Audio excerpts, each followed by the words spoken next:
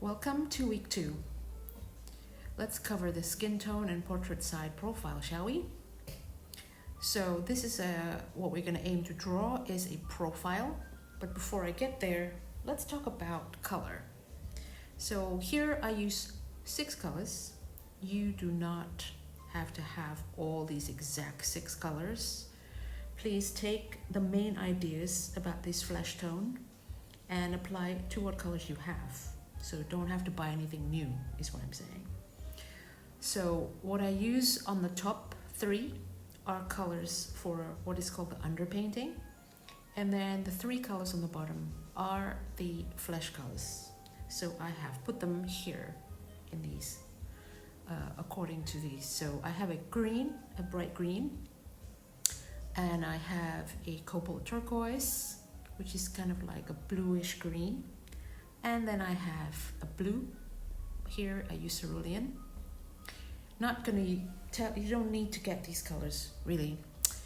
And then you can see on the left there are underpaintings under these 4 heads. And when the skin tone is put on top of them, you can actually see that there's a slight tinge underneath that color. And that is what, if you can see here, is what I did here in this portrait. So the 3 colors on the bottom are a Raw Sienna, Naples Yellow, and Alizarin Crimson. Basically, it's a brown, a light brown, a yellow, and a red. All right, I'll go slightly deeper into this next. So the flesh tones are a mix of yellow and red. Here I've done a small little mix between these colors. You can get any yellow and any red that you have. And then when I add the Raw Sienna mixed into all 3 of them together, you get a slightly warmer skin tone. So I'm gonna show it to you here. The pinker flesh tones basically is a mix of just the yellow and the red.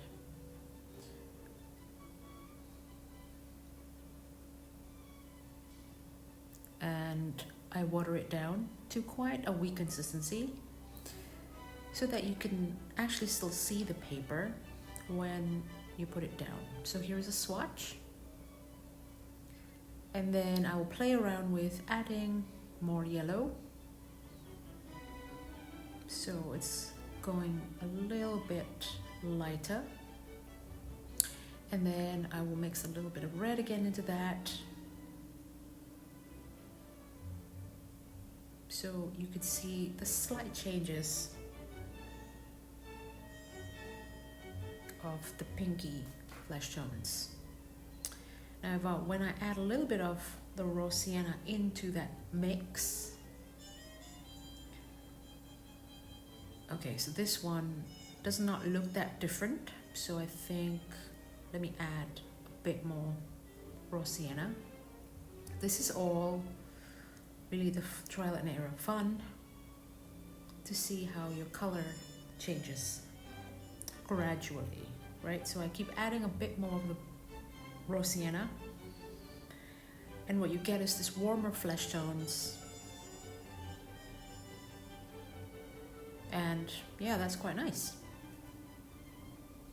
So once you have this sort of consistency, if you want to water it down to lighten the skin tone, a little bit of clean brush and some water will do that. So putting this into practice, just do a rough sketch of 2 heads with a pencil. Doesn't have to be perfect. We're focusing on the skin color and not structure. And then what I will do next is to mix the skin tone as previously said. And then mix this sort of blue underpainting that I'm going to cover both completely like this. So once that's down, nice and wet, you add the skin tone on top lightly and just brush it the one time And so you're pushing the blue down and you drop the flesh tone on top. So I want to explain a little bit about this underpainting and skin tones. So we're here when we're doing this, just skin tone on white paper. It's okay. It just doesn't have this life or vibrancy that is actually glowing from the back painting for the underpainting. So you can see here the difference when you have an underpainting of green or purple or blue, how much more vibrant the flesh tone is. Okay, now let's get into it, the sketching of the side profile. Using my watercolor of Picasso, we're going to start by using very simple shapes. The first shape I'm going to do is this sphere. That is basically the top part of a head. It's just a sphere, which is also a circle. So he's cut off a little bit here, but that's okay. The back of the neck is cut off. But basically the sphere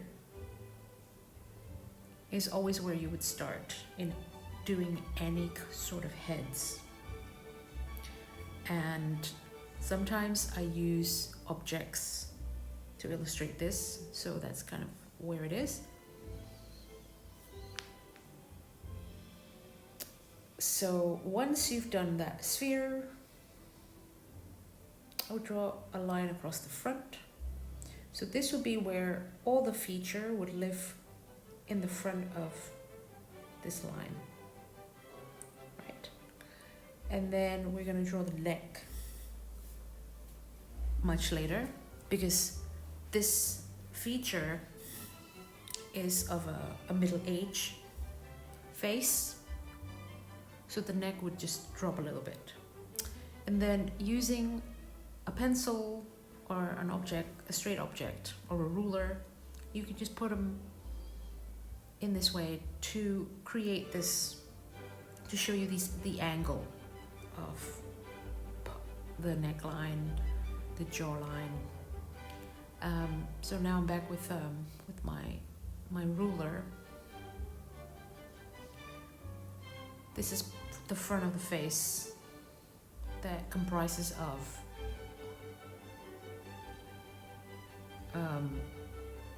the eyebrow bone, the nose, the top lip, bottom lip, and chin.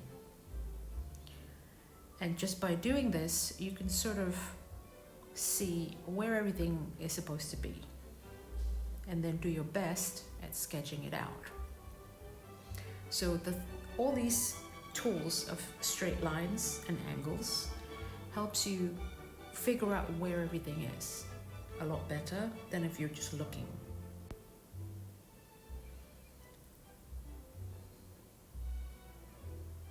So you see me measuring with my pencil. I'm trying to work out where the nose is going to be. And then now I'm doing the square jawbone that connects to the ear. Just bring it up a little bit here. So Andrew Loomis is an American artist that I use a lot in my classes. Look him up. So his technique is using dividing a square or a sphere into 4,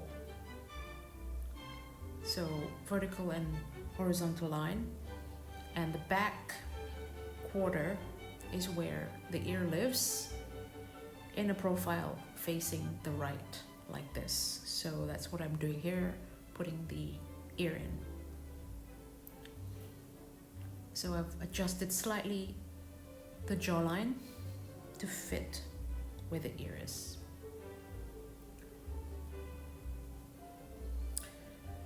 And then now I'm going back to the front of the face, trying to plot the rest of it.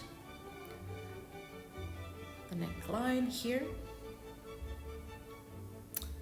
And then I'm now going to start just defining the shape of the ear a little bit. Just think of ears like a shell.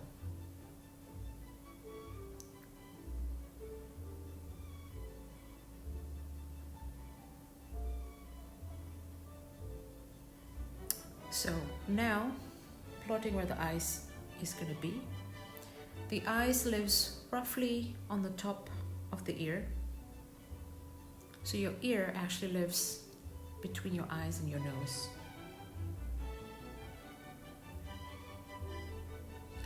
So I'm just making a very simple shape of the eye line.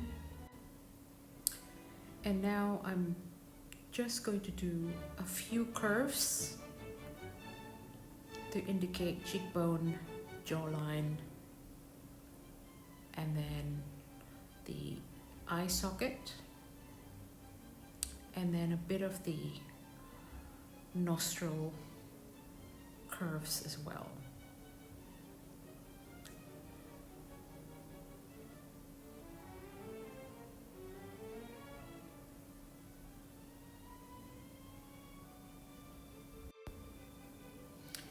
So now I'm just doing the eyelid line and the pupil.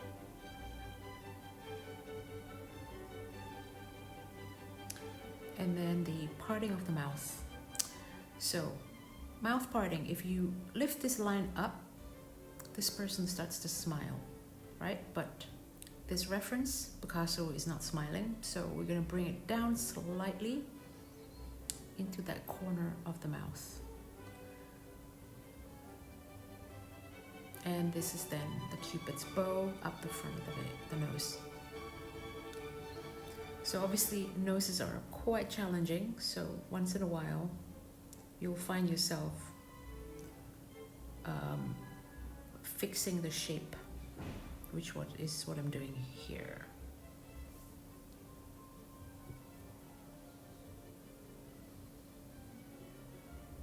What are you doing, Susan? Just now trying to think of ways to accentuate the darkest parts of your face. So the darkest part of your face tends to be the eyelid, the top eyelid, your nostril, and the parting of the mouth. Just press down a little bit and you can see that it defines the face a little bit more.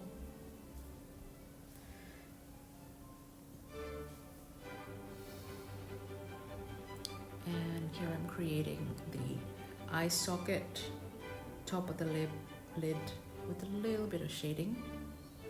So I use 2B pencil, or in this case the one I'm using here is a palomino, but a 2B pencil is perfect because you can then smudge it like this.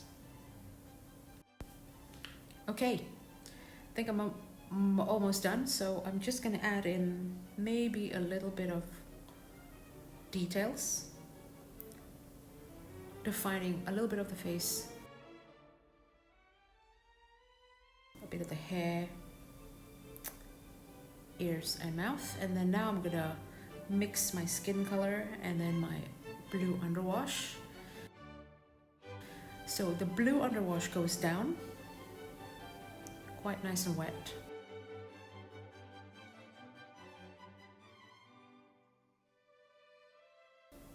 And then what I did was I drop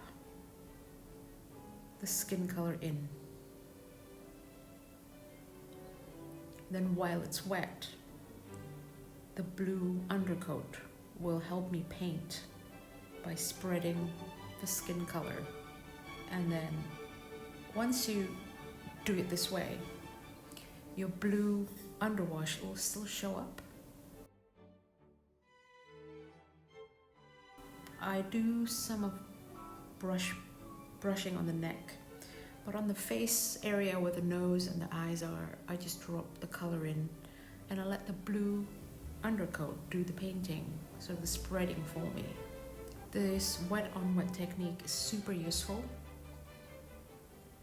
because you don't have to use your brush too much. Next is painting the background slightly darker so that the face will pop out. So I'm mixing it right into the paper, bit of red, bit of blue, and then I added a little bit of brown into that to start adding the darkest layer.